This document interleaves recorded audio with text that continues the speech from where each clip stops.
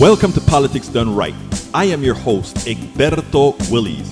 This is a progressive program that will take the mystery out of politics. This is the program that will encourage you to make sure government becomes we the people. Whether you are liberal, progressive, conservative, or otherwise, you get to air your point of view. We are an independent media outlet that, unlike mainstream media beholden to corporations, we only owe allegiance to you. Remember, you can also send me a tweet at EGBERTOWILLIES. That is at Egberto Willies. Let us engage. It is Politics Done Right.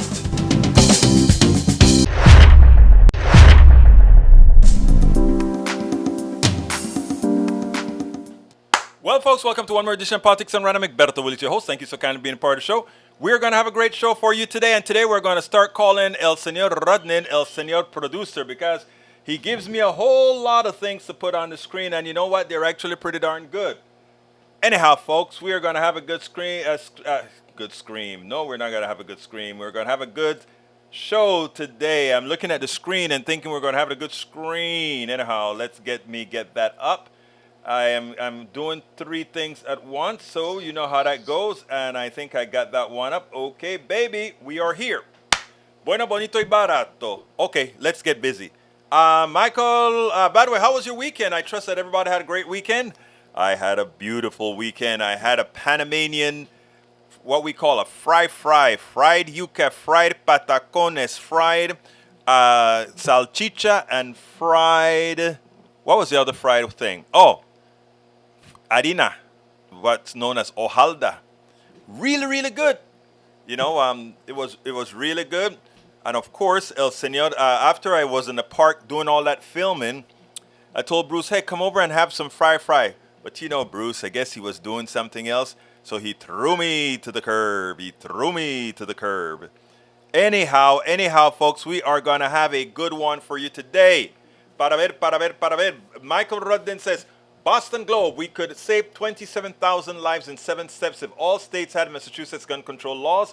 We could enact Massachusetts gun laws nationwide, require renewable local licenses for gun ownership, mental health laws to prevent suicides using guns, and safety features to new guns, regulate gun dealers, including private retailers. I mean, we should do all these things. You guys can finish reading. Let me see.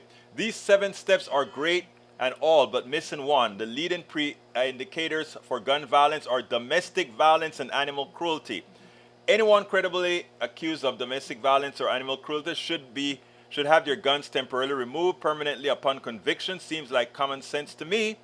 I agree. Second one from Common Dreams, and he had some stuff he wanted me to put on the screen, and you know what I'll do? I'm going to oblige because I think that makes a whole lot of sense. And let's see. There's the first one for the screen. All right. Para ver. No one's having fun. Surveys show soaring U.S. economic pessimism. An overwhelming share of Americans aren't confident their children's lives will be better than their own. A pair of polls published Friday revealed that the rising cost of living is causing financial strain for most Americans, especially people with lower incomes, and that pessimism about the state and future of the country economy is pervasive and spreading. On Wall Street Journal Center for Public Affairs research poll found that 80% of 2019 respondents, what percent? Oh, wow, said the nation's economy is in poor or not so good condition. We spoke about that today at KPFT. Asked about the future of the economy, 47% of those polled said they believe it will be worse in a year, while 15% said they think it'll improve. 38% of the respondents said the economy will be about where it is today. The pessimistic economic outlook can be summed up in one survey equation. Asked if they felt confident that life for their children's generation will be better than it is for us. Only 21% of respondents answered affirmatively. The Hill noted that 42% of people who took a similar survey in 2001 said they didn't think their children would enjoy better lives than theirs. Today that figure soared to 78%. Other survey findings include 92% said the rising cost of living is creating some degree of financial strain in their lives or will cause problems if prices keep rising. 52% said it would have difficulty finding jobs and more. Does this really seem like a surprise? No. Maybe only to those in D.C. and gated communities. Higher cost of living, stagnant wages, lack of health care, lack of benefit, career paths. That's what Marianne Williamson will speak about today. Finish reading that article. Great Common Dreams article provided by Michael Rudden. Last article says, and let me put that other thing on the screen. You guys should see it now. That is the firearms debt we talked about, or that he talked about. And let's see, Common Dreams, break up big ag. I'm covering that one, so I'm not going to read that one. I covered that 718% increase in profits that they have. So we'll take care of that anyway. So anyhow, welcome aboard AVQ. Welcome aboard Michael Rudden, Melanie Keelan. Everybody's okay, Melanie, and thank you for being there at Ask Egberto Anything. Paul Fleming Sr. Paul, we have never seen you at one of the Ask Egberto Anything. I'd love to see you there sometime, my brother. Melanie Keelan says, we had a great Ask Egberto on Saturday. And Lee Grant, we missed you, Lee, last time you were there. How you doing, Lee Grant? Let's see who else we got here. Bridge MCP is in the house. Welcome, my beautiful Bridge. Ha, yeah, Egberto, I'm back to form. I can see, Rodnan, you are definitely back to form. We also have AVQ, didn't show you comments on FB just here. And Bruce is in the house. Bruce, we missed you. I told them you were coming and you didn't show, but that's okay. My heart's been broken before when my good friend says I'm not going to show up. Actually, Luke came over to discuss some stuff that some Panamanian stuff that we're doing that he's running pretty much. And, you may have been bored when we got into those discussions. But other than that, you'd have had some good fried bread, fried yuca, fried patacones, and all that good stuff. Would have been great. Yvette Avery Herod is in the house, and she said, good afternoon, PDR Posse. Great to see you. Always wonderful when you're with us, Yvette. Eric Hayes is in the house. Eric Hayes made my day at Ask Egberto Anything. I know there's a reason why I love the guy, and it still touched me when he said, you know what? Don't tolerate anything out of any changes out of KPFT if it's not conducive to to what you want to do. You go ahead and do it. You just get the hell out of there.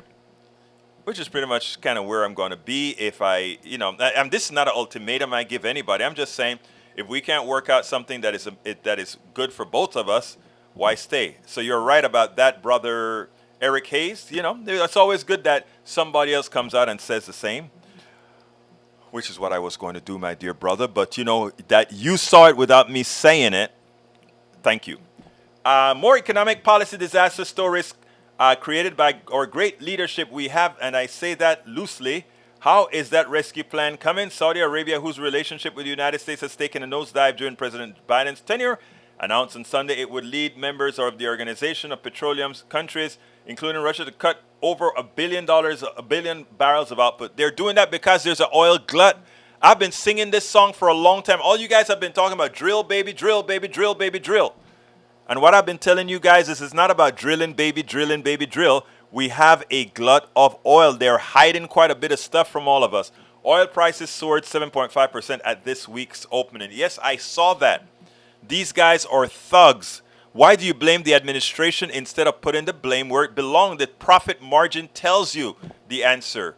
Why is it so hard to understand that, Brother Hayes? Come on. AVQ says, Breeze, should I repost it commentary? Bruce Pollard says, moms demand action against gun violence meeting at Kingwood Library at 6:30 tonight. Wow.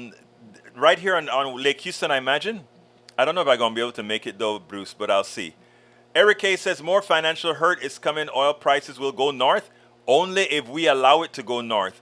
Bridge MCP says, better late than never, and you're absolutely right. Daniel Ledo says, Berto, can you expound on what the coming end of the U.S. petrodollar will mean to MMT and Americans? Now, that's a very good question, Ledo. If we have the end of the United States dollar as a standard, MMT becomes a different story if we are not a real sovereign currency. So at least you're kind of understanding stuff that we preach here, Daniel Ledo. I'm glad to hear that. Saludos a usted. I'm going to have to hurry and go through this because I have to play Marianne Williams in a little bit. Daniel Ledo, the petrodollars will come to an end long before we run out of oil. Renewables are our future, and he's right. What else we got here? Egberto thought your noon show was dead. No. Not, haven't done any of that. Norman Reynolds is in the house. How is my big brother doing? Great to see you, Norman. Egberto, snap those fingers with power. There you go. I agree with Eric. All right, let's see what else we got. Bridge, Michael says, Egberto, an early morning show would probably be bad for your health. Hope you're not still considering that morning rush hour show. I am not, sir. I am not. I promise you, I'm not. If I get if they go ahead with that 8 hour, half-hour show, it would be podcasted. So, and I would only go in for the Monday show if they decide to accept that. That's fine. Otherwise, again, like I said, I will be here full time. Bruce Pollard says 30 people expected to attend. I can send photos. That would be great if you can send photos. I'd love that. And then give me a little write up, or you can do the write up for egbertowillies.com, Bruce. You have full access to that. Let's see what else we got here. Okay, let's go ahead and play Marianne Williamson, and then we'll be right back. Welcome to one more edition of Politics Done Right. Today I'm honored to be with Mrs. Marianne Williamson. She's an American author, spiritual leader, and political activist. She has written 14 books, including 4 New York Times #1 bestsellers. She is the founder of Project Angel Food, a volunteer food delivery program that serves homebound people with HIV/AIDS and other life-threatening illnesses. She is also the co-founder of Peace Alliance, a nonprofit education and advocacy organization supporting peace-building projects. She has frequently appeared on the Oprah Winfrey Show. Williamson ran for the presidency in 2020, and it seems again like Miss Marianne Williamson but is running again for the presidency of the United States. Welcome to Politics Done Right, Marianne Williamson. How are you doing today? I'm doing really well, thank you, and thank you for having me back. Well, I found it interesting, and let me tell you why I wanted to get you on today. There's a tweet that came over my thread, and it said, "This dude will be treated as serious by press, but not Marianne Williamson, who is already polling higher than he ever will." Who are we talking about? We're talking about Asa Hutchinson, who just jumped into the race to be the president of the United States on the Republican side. And evidently, the entire establishment and media have gone crazy. This is going to be likely the Trump killer. And we have Marianne Williamson now polling at over 10%. People might not understand what that means. Talk to me.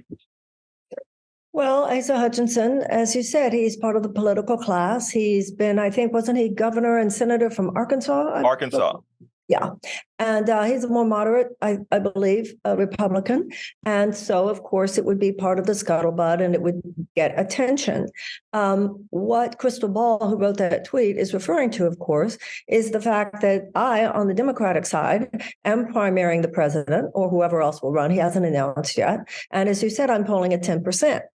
So under normal circumstances, and there has been a lot of attention given to this, but there is still the narrative coming from some quarters of the Democratic establishment is that we should ignore Marianne Williamson because we have already decided that our candidate will be Joe Biden and that everybody else should clear the field in order to make a stronger case in front of against the Republicans in 2024. Obviously, I disagree with that, or I wouldn't be running. My belief is that I am the best candidate to run against the Republicans in 2024 because I am not part of that political club. It's almost like high school or something. The narrative then is that I'm unqualified, but what they see as qualified is someone who is so entrenched within that system that they know how to perpetuate it. My qualification is that I could help disrupt it. So there is a sense that if somebody's not one of them or coming from what they see as the qualified group, that we should just ignore it. And that's what she's talking about there. Now, my position is, first of all, this is a democracy, and it should be the voters who decide who will be the candidate in the general election, not men, sitting around a table smoking cigars as though it was 100 years ago. In addition to that, though, I find it very interesting what the Constitution actually says.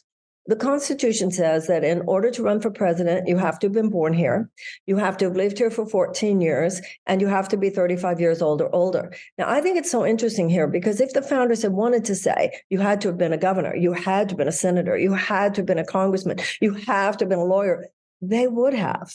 And I think it's very significant that they did not. They were saying that every generation gets to determine for itself what skill sets in a leader they feel are most required to answer the challenges of a particular time in our history.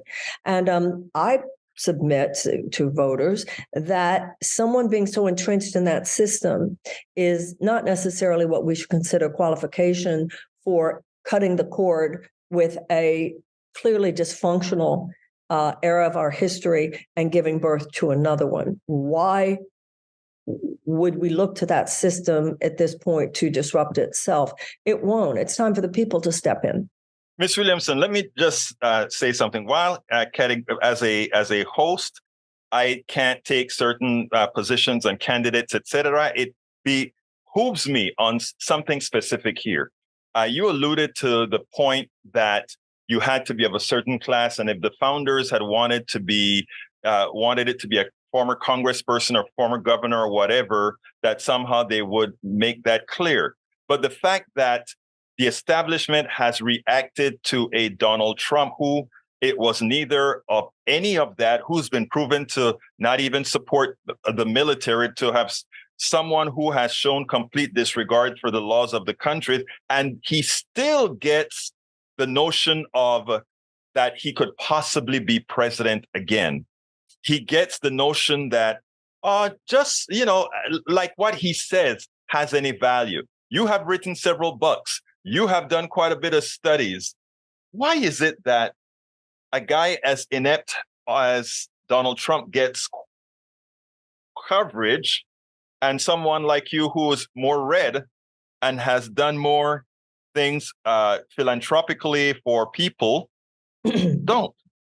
Well, if you look back to 2016, at the very beginning of that race, Donald Trump and Bernie Sanders were getting roughly the same amount of people at their rallies.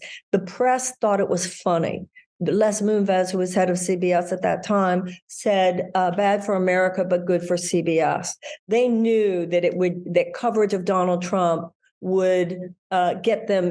People found it. This was the man who'd been on that television show. Was it The Apprentice that he was on? Yeah. All of that. Yeah. And then also at that time, the Democrats, theoretically, what we heard, Hillary Clinton, et cetera, thought it was good for them for it to be Donald Trump because they could beat him more easily. Obviously, they were mistaken. So the press went along with it, and because it was a profit-driven venture for them, and they thought that would get more viewers. Now, another interesting thing there is that the Republican voters don't have the codependent relationship with the RNC that Democrats have with the DNC. So remember, the Republican establishment did not want Donald Trump in 2016. And their message to their voters was, you can vote for Jeb Bush, you can vote for Marco Rubio, you can vote for John Kasich or whatever. And the Republican voters said, no, we want Trump. On the Democratic side, there is this codependency. There is this strange lack of independent thought, it seems to me, among Democratic voters, where the DNC says we're going with Biden. So all of these other politicians just line up, we're going with Biden. It's just so strange. It's and then this idea that anyone who would dare to primary him, I grew up at a time when Eugene McCarthy primaried Lyndon Johnson, Bobby Kennedy primaried Lyndon Johnson. Nobody suggested that it was weird. Well, Kennedy primaried Carter, didn't he? Well, but see, this is interesting because the Democratic Party elite, establishment elite, argue, yes, but every time an incumbent Democratic president is primaried, he loses, almost as though Teddy Kennedy lost the election. Ronald Reagan defeated Carter, not Teddy Kennedy. Right. So, I believe, in my experience being with voters, is that the voters aren't thinking about those games. The voters are thinking about, how could I get health care? How can I send my kids to college? How can I get a living wage? Exactly. That's what voters care about. Those games don't interest And also the voters hear me when I say, you want to think real hard about whether or not the kids, for instance, are the young people of America going to show up to go to battle for Joe Biden in the general election after he just approved the Willow Project? And they're already feeling so passionately the pain of insecurity regarding the survivability of the planet in 100 years. I would argue that it's illogical to just assume that Joe Biden could beat the Republican in 24 because he beat him in 20. I'm grateful to the president. I think anyone in the Democratic side is grateful to the president for defeating Trump. But this is going to be a different year, and I think this year we have to match the intensity and match the energy that they're going to be throwing at us, and I believe that's what I bring to the table. I think you're absolutely right with respect to the energy has to be brought in 2024, and I think we are dreaming to believe that first of all that it's absolutely going to be Donald Trump. And the truth of the matter is that if it's not Donald Trump, I think the Democratic Party, the Democrats are going to be in trouble, because I think when you talk about energy, et cetera, and the youth and bringing somebody else that has a picture, that does have some say. Moreover, you spoke about the different policies specifically that most Americans want, that many are running to the center today. If you take a look at what they're doing today, they're running to a mythical center where the American people are not. It is a mythical center. You are so right. It is mythical. And therefore, it is delusional to think that's where you should be walking. The Democratic Party elite almost seem intent on shrinking their base. Exactly. They're turning their back on the people who should be, like the youth and the progressive youth. Democratic youth tend to be more progressive, and they're being treated like unruly children who need to sit down and just do what the grown-ups tell them. And the narrative is suggesting that these grown-ups, that's another myth, they've got this. They don't got this. Well, they haven't had it in quite a while. I mean, the truth of the matter is, let's be real. I love that Biden defeated Trump. But Biden defeated Trump by less votes in electoral important state than Hillary did. Yes, Hillary won by 3 popular votes, and Biden won by 7 million popular vote. But Biden won the electoral states by only 40,000 votes, while Clinton by 70,000 votes.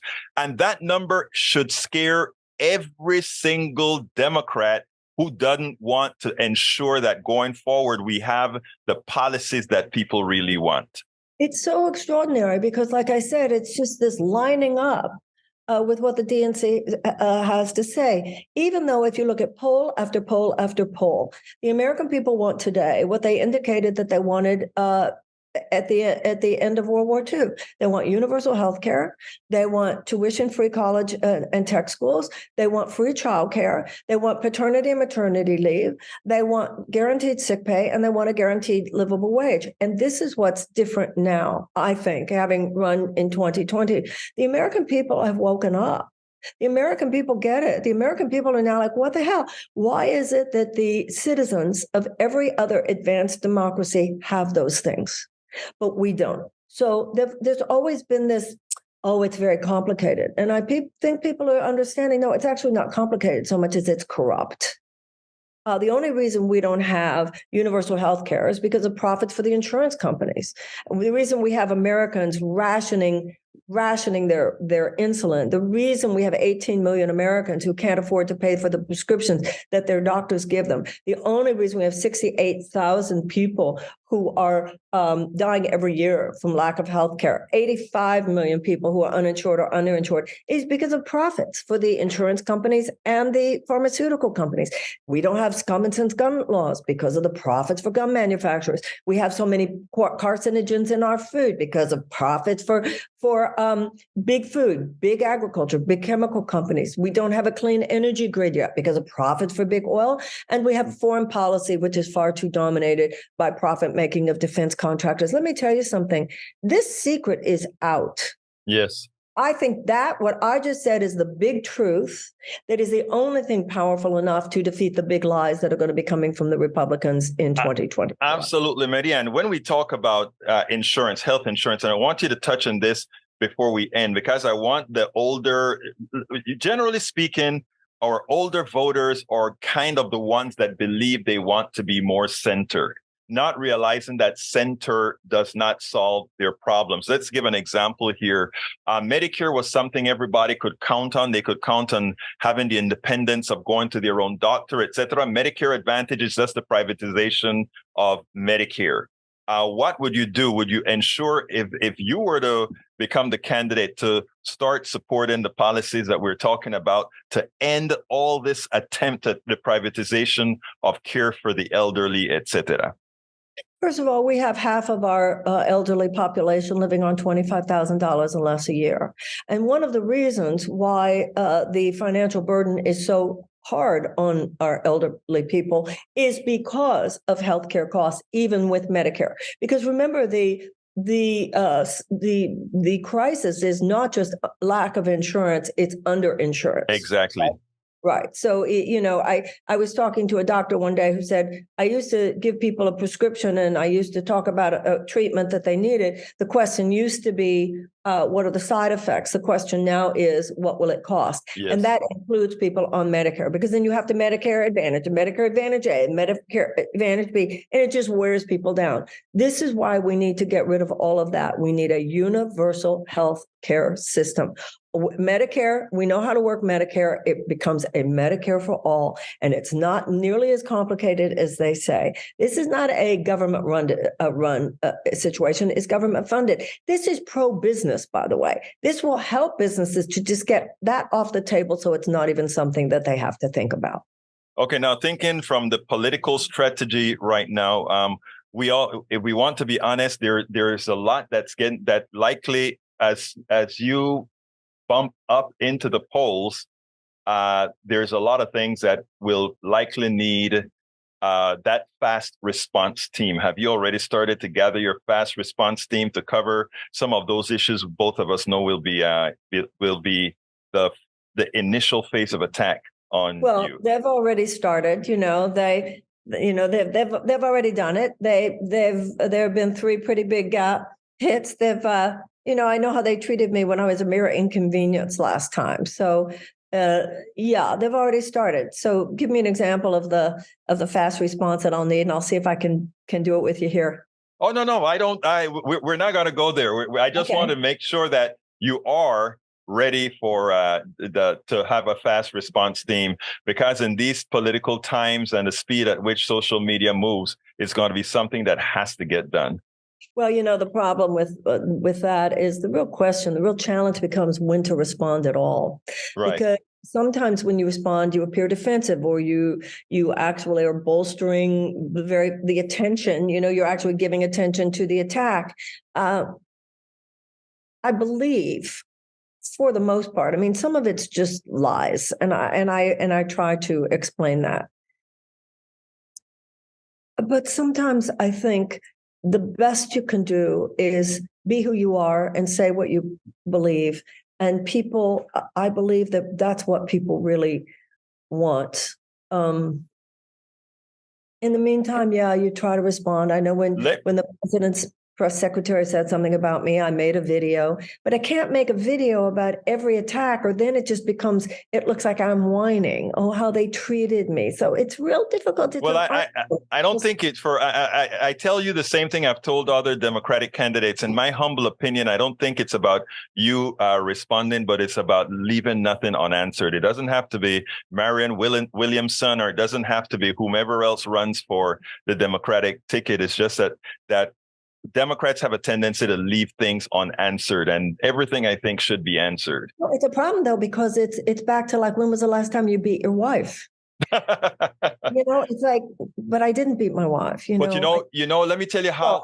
Someone, I didn't mock a fat person. It was so. Let me tell you how I use those things, and I have suggested to other candidates to use. Okay, those please things. do. Let me give an example. Here in Texas, we don't have the Medicaid expansion to the Affordable Care Act, which means that over 2,000 Texans die every day. So when somebody attacks a Democratic candidate that says you are soft on crime, the answer is you have put guns in the people's hands, and you have put a logical gun in the people's head as you've denied them coverage and caused the implicit murder of our citizens. In other words, I always turn an attack right around to show that what they are doing is pretty much projection on what actually occurred. Well, I'd love your help when they start coming after me. I mean, I think that was a brilliant pivot, what you just said. It's the truth about it, Marianne, is that it is reality. You know, it's not, they may come with a lie, but you respond to the lie with a reality, a real state. Republicans in Texas are, in fact, killing Texans. Yeah, it's like when people say I'm anti-science. Well, I think the anti-science person is the president who has approved of the Willow Project, even though scientists have said that if we continue to extract oil from the ground the way we have been, that this planet could become uninhabitable. So who's anti-science here? Also, the issue of who takes illness. People say you don't take illness seriously. Who is it that doesn't take illness seriously? Me, who's standing for Medicare for all, universal health care, or the president who said that he would veto a Medicare for all bill if it came to his desk. And those are the arguments one would make. Those are the arguments one would make in response to whenever folks come, especially when it's against a policy, a humane policy that makes lives better for the vast majority of American citizens. Well, Ms. Williamson, in closing, why don't you give me a closer? Let my audience know why it is that they must give you a serious thought when they're so scared that if they get anyone other than Biden, it's death of the American democracy. Well, I do understand that we all want the authoritarian neo-fascist threat that is at our door, indisputably. All of us who recognize that take very seriously how important it is that the Democrat win, that the Republican candidate, if it is one of those candidates, does not win in 2024. There is no doubt about that. We're grateful. I'm certainly grateful. I know most of us are to the president for defeating Donald Trump in 2020. But 2024 will be a very different year. And there's going to be a wave of energy coming at us in 2024. And what we must do is meet that energy. And they're going to be coming at us with big lies. And the only way to defeat that is with big truths. Now, the president is planning to make his slogan, his message, that the economy is doing well. But that is contrary to the visceral experience of the majority of Americans. The economy is only doing well for 20% of Americans. For 80% of Americans, life is a continuous and chronic economic struggle. So to say that the economy is doing well is not the message that is going to win in 2024. The message that's going to win in 2024 is not one in which the Democrats are offering to help you survive an unjust system. The message that's going to win in 2024 is one in which we say we're going to end the unjust system. We're going to do more than have some incremental changes here that might make it a little bit better here or there. The answer, the winning message for 2024 is that we need to make a complete economic U-turn. Because over the last 48 years, $50 trillion, there has been a massive transfer of wealth in the shape of $50 trillion that has gone from the bottom 90% of Americans to the top 1%. The average American worker has been squeezed and has been exploited by a trickle-down economic mindset, which, while it began with the Republicans, we should face the fact no Democrat stopped it. And it is time for us to end that chapter of American history. It is time for a season of repair because of all the tremendous damage that this has done. It has done damage to people's bodies. When I was growing up, Blue Cross Blue Shield was a nonprofit. It has done damage to people's ability to get educated. Until the 1960s, there was tuition-free college in this country. It has left people falling apart on the inside and on the outside. And the richest country in the world, there is no reason for the average American to live with chronic economic struggle. So the answer to win in 2024 is not to somehow gaslight people so they feel it's not as bad as it is. The way to win in 2024 is to admit that it's as bad as it is and to commit to the complete, not just alleviation of stress, but a complete economic turnaround in the form of universal health care, in the form of tuition-free college and tech schools, in the form of free childcare, in the form of paid family leave and sick pay and a guaranteed livable wage. That is what I'm standing for. That is the big truth. The big truth is that things are not okay. So the politicians on the Democrats are going to say, well, basically they're okay. They're not okay.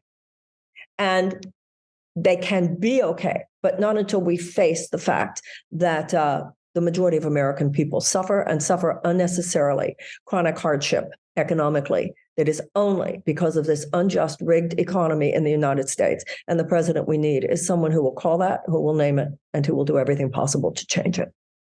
Marianne Williamson, presidential candidate, Democrat, 2024. Thank you so kindly for this on your fly interview this afternoon. Well, it was lovely being with you. People can learn more by going to Marianne 2024. And you said before, why must people vote for me? Obviously, people don't have to vote for me. I wouldn't even say should vote for me. I would say, however, that I'm deeply honored if people will give me a listen, will look up, if you feel that this is an agenda that needs to be submitted and that the Democratic or independent voter should have a chance to vote for, with which to face the Republicans in 2024, I hope you will go to Marianne 2024, do what you can, support, and let's continue with this thing and have a season of repair and a new beginning in the United States. Thank you so kindly for having been on Politics Done Right. Marianne Williamson. Always nice to see you. Thank you. Wow, you guys were loaded with questions. Anyway, that was sort of an on-the-fly interview. On Sunday, I got this tweet from Crystal Ball. You know Crystal Ball from MSNBC. She had this tweet about Asa, and I just, I saw it, and I'm like, oh, true. Let me go ahead and call her. And, she wasn't available right away, but we got a chance to talk and said we could do the interview that evening. So that's what we did. Anyhow, folks, my God, you guys have a lot of little great comments. Bruce says 30 people is expected to attend Mothers Against Guns. I'll probably take the pictures from you, sir. Thank you. Let's see, Egberto. If currency goes south, what happens to sovereignty? Look, all of that is good thing. I like what Daniel says. Lithium dollar. I kind of like the lithium dollar thing. We have a lot of lithium here in the United States that nobody talks about, right? We can mine it here in the United States. If we can do it environmentally safe, that is. All right. What else we got here? Para ver, hostility. I'm going to skip. I have to skip quite a few of them, guys. If Democratic, this is Rudden. Let me first read from E2247, my good friend. He says, she is also not going to stand up for progressive values. I don't know if I agree with you right there, my brother, E2247. She's a vanity campaigner and nothing more. I've spoken to her several times below, and I don't know any politician who isn't a vanity campaigner, or any politician isn't.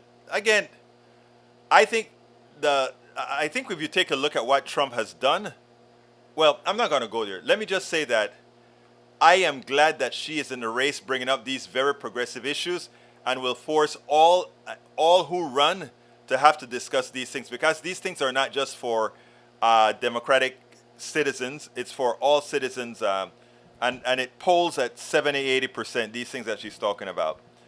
All right, if the Democratic primary focused exclusively on the issues that matter, Marianne Williamson would be the leading contender right now. What's the difference? Mainstream media propaganda and hit pieces. They want to make sure these progressive ideas aren't heard. That's the issue. Daniel says, I don't think Egberto or his disciples are worried about the U.S. dollar ending dominance. Perhaps they don't understand what that means in terms of their personal economies. I know quite well what U.S. dollar dominance right now would be catastrophic for the American economy. I repeat. The U.S. losing its status as a dominant would be catastrophic for several reasons. Because we chose not to tax based on what we spend, we borrow. And we don't ever borrow to really pay back. I wish more Americans understood that. We didn't borrow money to eventually get our debt paid off. We borrowed as an economic scheme, okay? Now, if we continue to run deficits and the dollar was no longer the must-have money, then trying to get money from the outside to finance our debt would come at a very high price. And Eric is not Eric, but Ledo is correct that at that point things like MMT and that sort of stuff really doesn't really work if we have the same economic construct around the world, okay, which is a Western money-based construct. So if we lost dominance, put it this way, we're up the creek. I understand that. All right, let's continue here. Lee Grant says Biden tool Ketanji Brown Jackson snarked out about Williamson and crystal balls. Yeah, they do.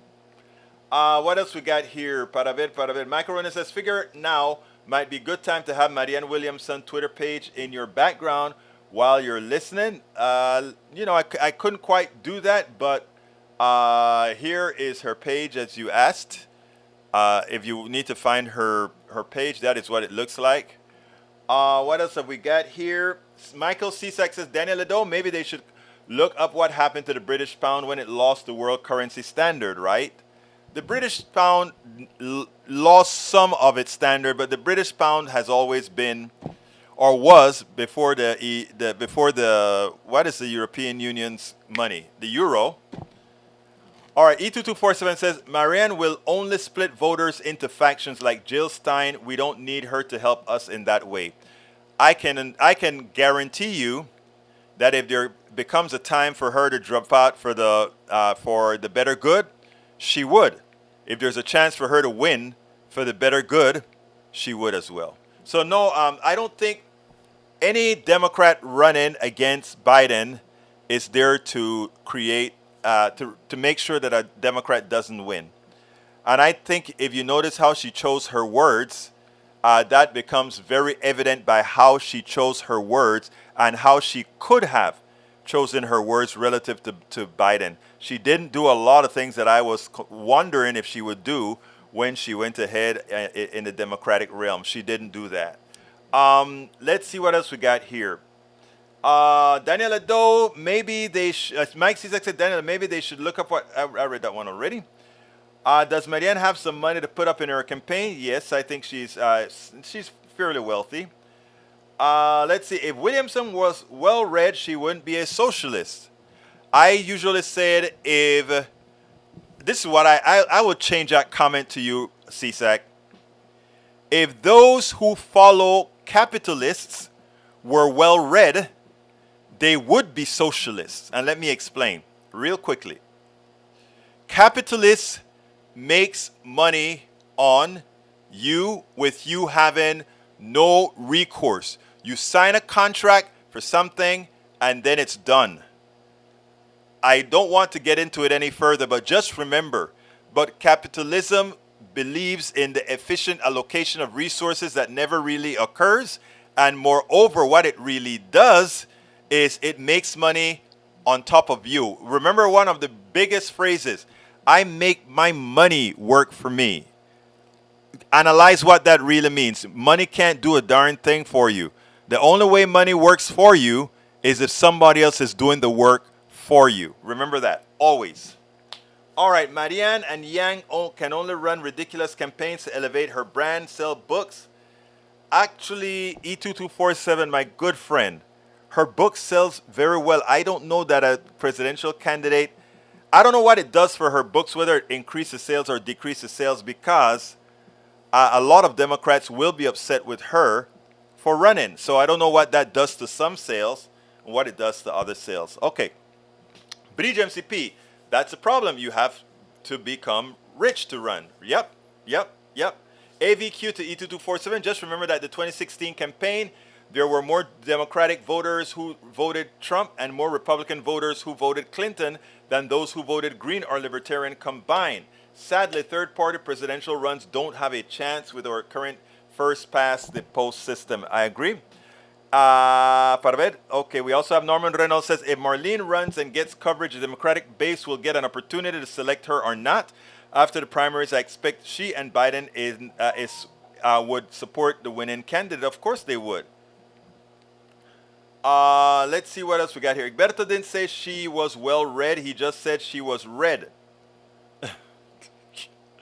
Oh, my dear Ledo. Let's see. Eric Hayes says, how about the New York mayor threatens people being orderly and responsible tomorrow for boogeyman arraignment? It's not a boogeyman arraignment. The guy's a criminal. He's a deadbeat criminal. Publicly financed campaigns. No PACs shortened ascension to 416 weeks. Ballot with rank and choice. Shortened season. Come on, 416 weeks. That's over two. That's 4 years. Over four. What is that? 52 times 4 is. No, I don't think you mean weeks. Or you mean days, right? And I hope you mean a lot less days than that. All right, let's see what else we got here. I'm scrolling down. I got another video to show. So Tom C's in the house. Tom, we missed you at Ask Egberto Anything, but we know that you had other things that you had to get done that day.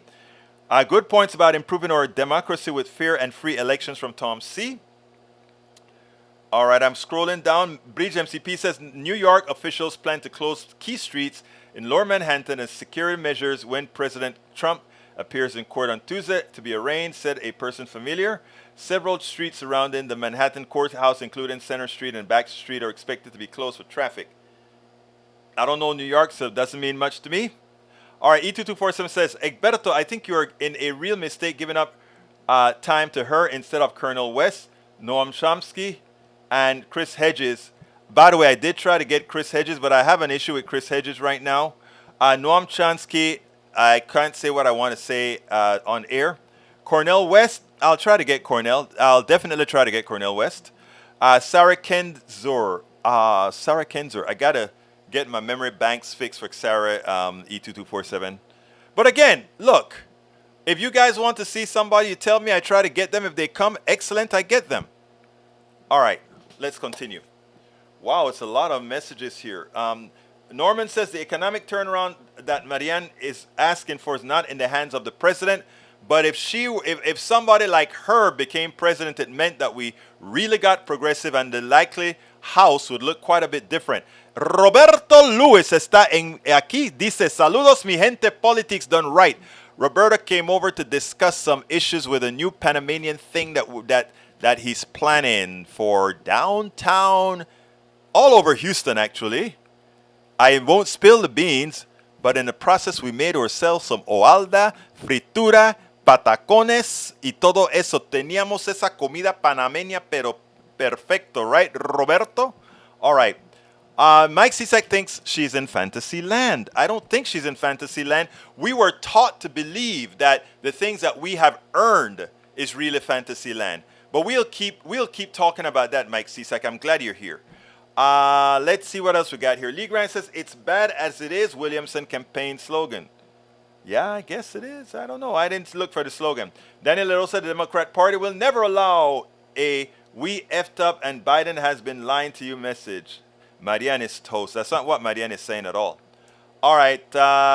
Michael Ronan says, Marianne Williamson, thank you for your interview here.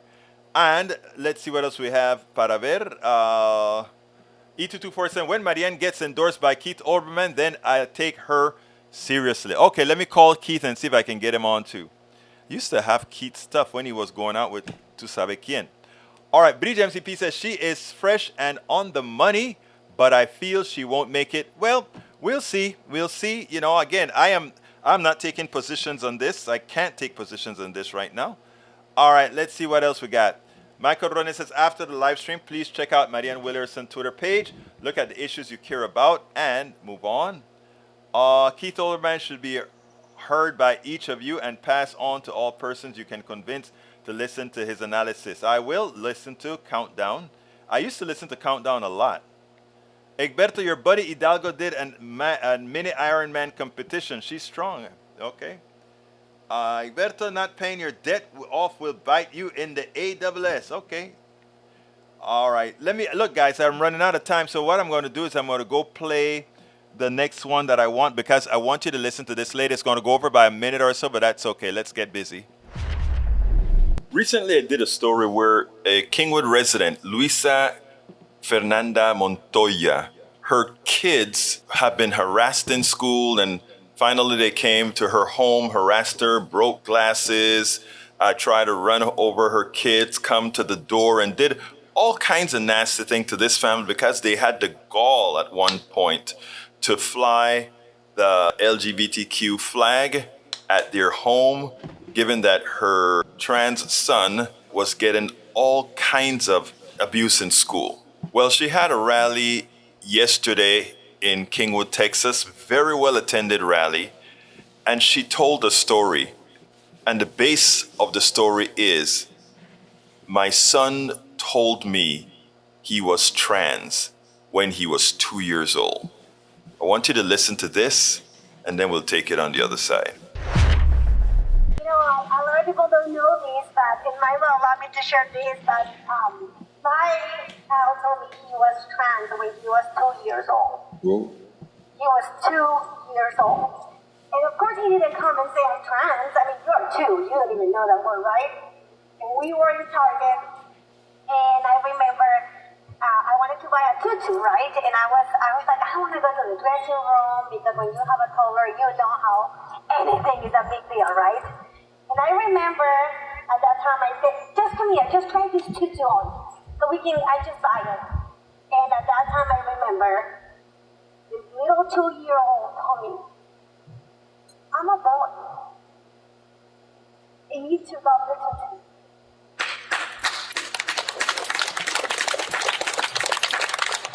I cannot imagine what it is for you to be 2 and just know that you shouldn't be wearing a tutu because you are a boy, right? And I remember at that time I knew what he was saying, but I was so scared of what was coming.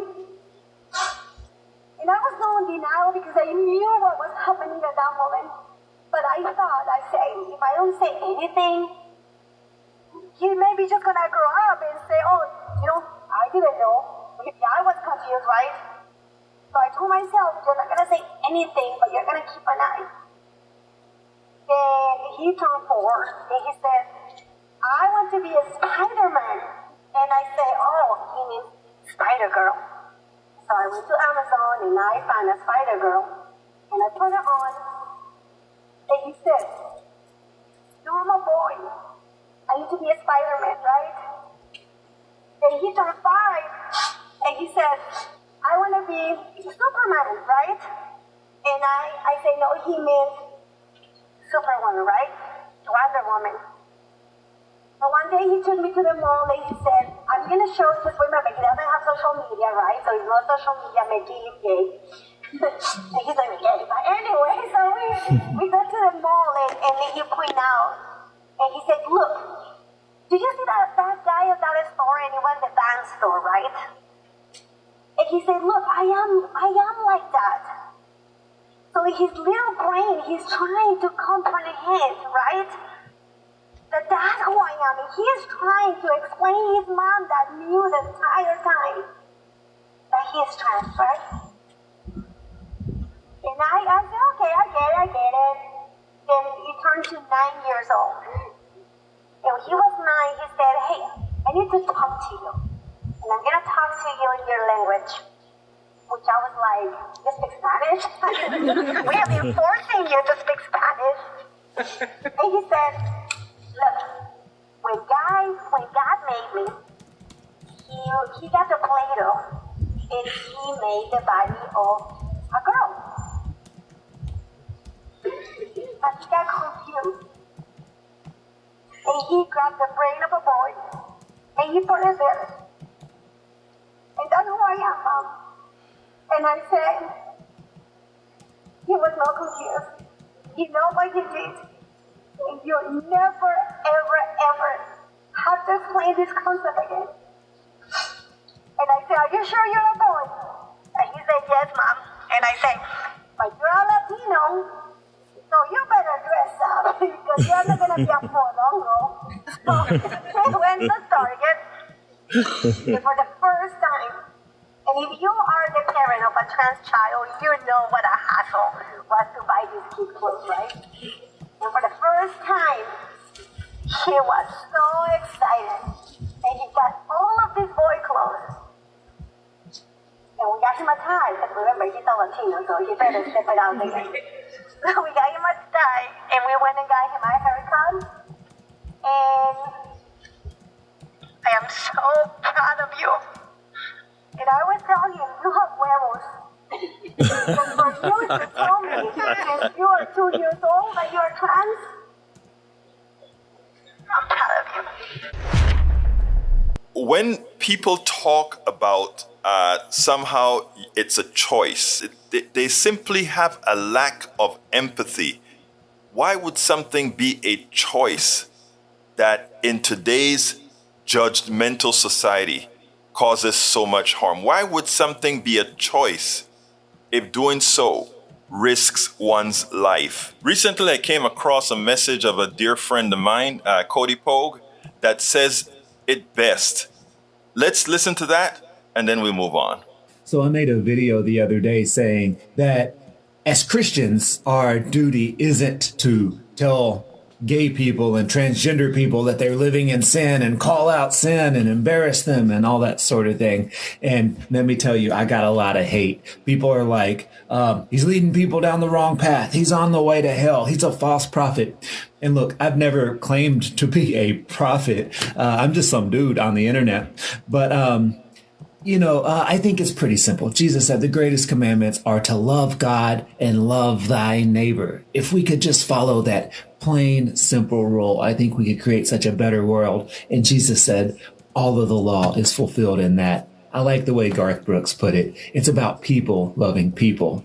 That's the enemy of everything that's evil. Let's just love others. Treat people like family. To Luisa Fernanda Montoya and her son, they're brave for what they've done.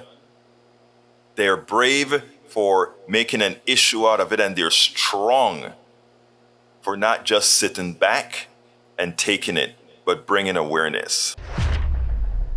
We spend a lot of time deconstructing the news, trying to parse it into so I mean it's not more again, this is where it comes in, and I'm going over by about a minute or so.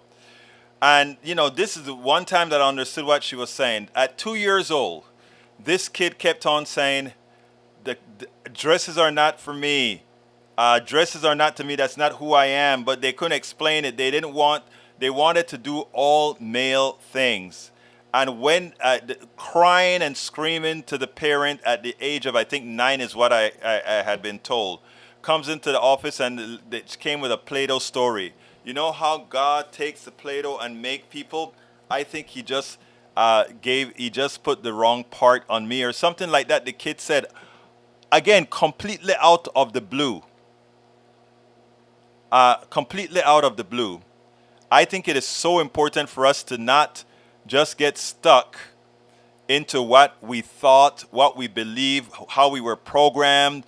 And as Luisa has said, you look in the animal world kingdom, this is just reality of genders. And I wish more of us would, instead of just knocking it as being sick, as I would in the old days, 30 years ago, that's what I would do myself as well. I wish more people would take this stuff seriously. It would stop a whole lot of mental problems, etc., that people are going through. It is not abuse. The kid brought it up. The kid knew, and like Paul said, usually it's about 7 to 8 when you know. That's when I knew. And it's funny, this kid knew at 10. The parents completely ignored the thing and tried to let it go away. Yvette Avery Herod says, you can move your comment right along, Daniel. I didn't realize I was a lesbian. But when I reflect back on certain things, I realized that I was a lesbian and just didn't understand what I was feeling at that time. Yvette, and I thank you for, that is such an important statement, Yvette, because I have several friends now that's been married and are divorced now after living in what they've told me, after living a lie. Egberto is also guilty of facilitating lies that result in lost lives. Shame on you, Egberto. Okay. I don't know what that would be, Daniel, but, I'm sure you'll invent some reason for that. But anyhow, so that's what I really wanted to get out there, folks. My name is Egberto Willies. Just quick stuff, guys. Please support the show by going to politicsdoneright.com/support. Politicsdoneright.com/support. I'm going to put that in here right now. And then I got to go. Thank you so kindly, everybody, for being here. Thank you so kindly for the conversation. Thank you so kindly for the support. Love you all. Gotta go. My name is Egberto Willis. This is Politics Done Right. And you guys know how I end this baby. I am what? Out!